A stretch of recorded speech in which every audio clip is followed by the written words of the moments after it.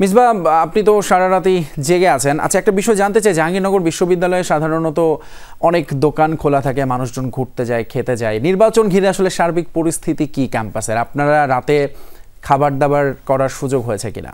দেখুন, নির্বাচন উপলক্ষে পুরো ক্যাম্পাসে আসলে এক ধরনের নিরাপত্তা ব্যবস্থা, এখানে নিরাপত্তা বলয় তৈরি করা হয়েছে।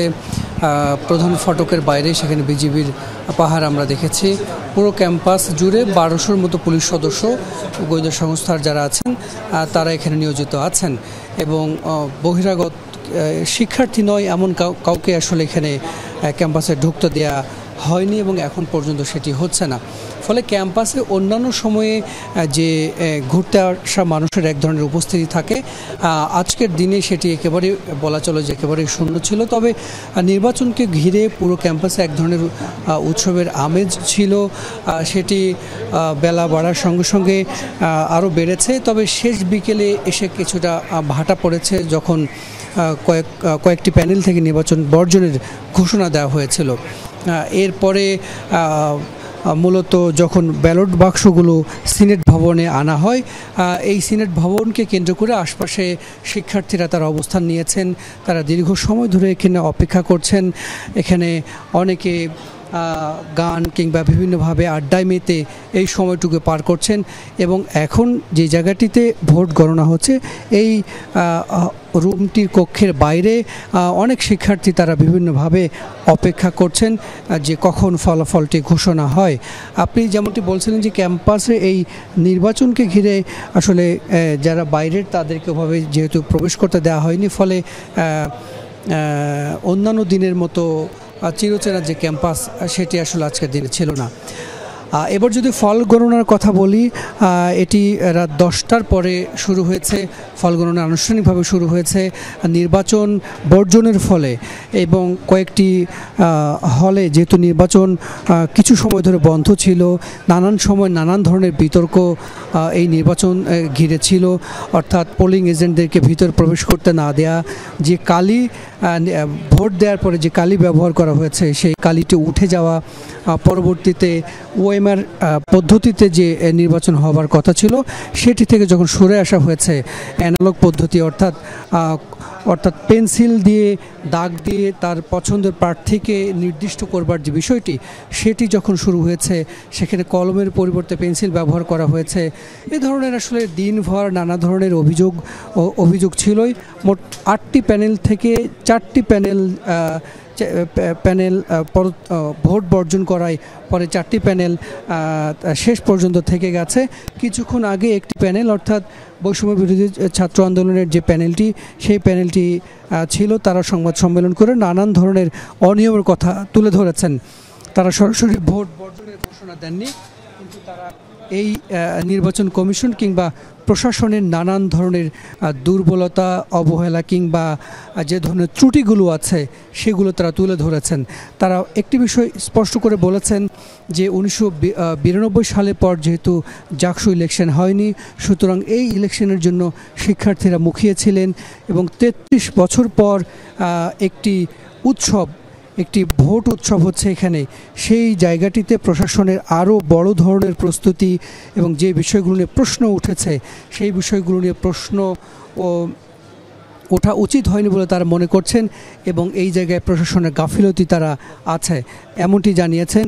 এবং সবশেষ যেটি বলেছেন যে তারা ভোট বর্জন করছেন না, কিন্তু ভোটের ফলাফলের জন্য অপেক্ষা করছেন এবং নির্বাচন কমিশন এবং প্রশাসন তাদের দুর্বলতার এই জায়গাগুলোকে ছাপিয়ে একটি ভালো, গ্রহণযোগ্য এবং বিতর্ক অভিযোগমুক্ত একটি নির্বাচন যদি উপহার দিতে পারত, 33 বছরের যে নির্বাচনের অপেক্ষা সেটি আসলে পূরণ হতো। তারপরও তারা ফলাফলের জন্য অপেক্ষা করছেন।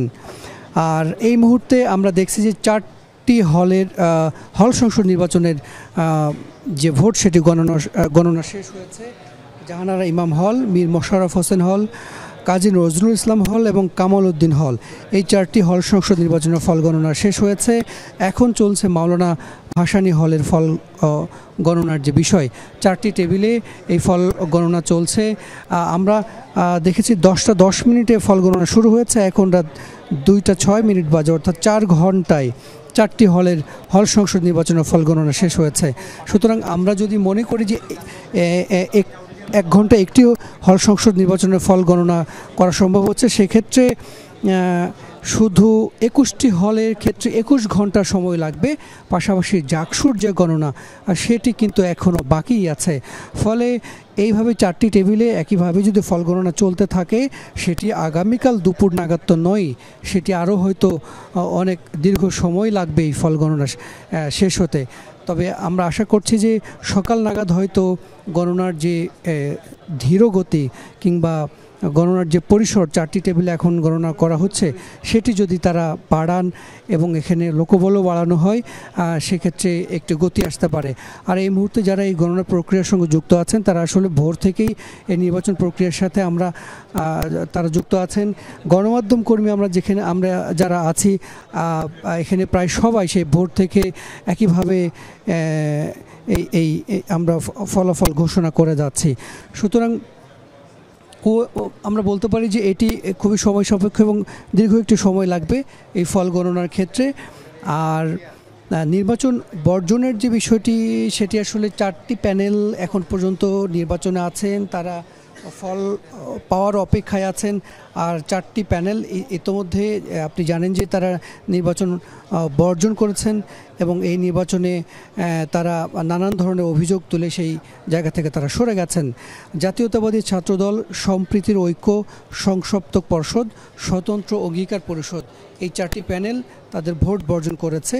আর বাকি যে 4টি প্যানেল আছে, এই 4টি প্যানেল এখনও তারা ভোটে আছেন এবং তারা ফলাফলের জন্য অপেক্ষা করছেন। ডাকসুর ইলেকশনে আমরা দেখেছিলাম যে সেখানে 28,000 শিক্ষার্থী ভোট দিয়েছে। সেই গণনা কিন্তু হয়েছে, ভোট নেওয়া হয়েছিল OMR ব্যালট পদ্ধতিতে এবং গণনাও করা হয়েছে একইভাবে।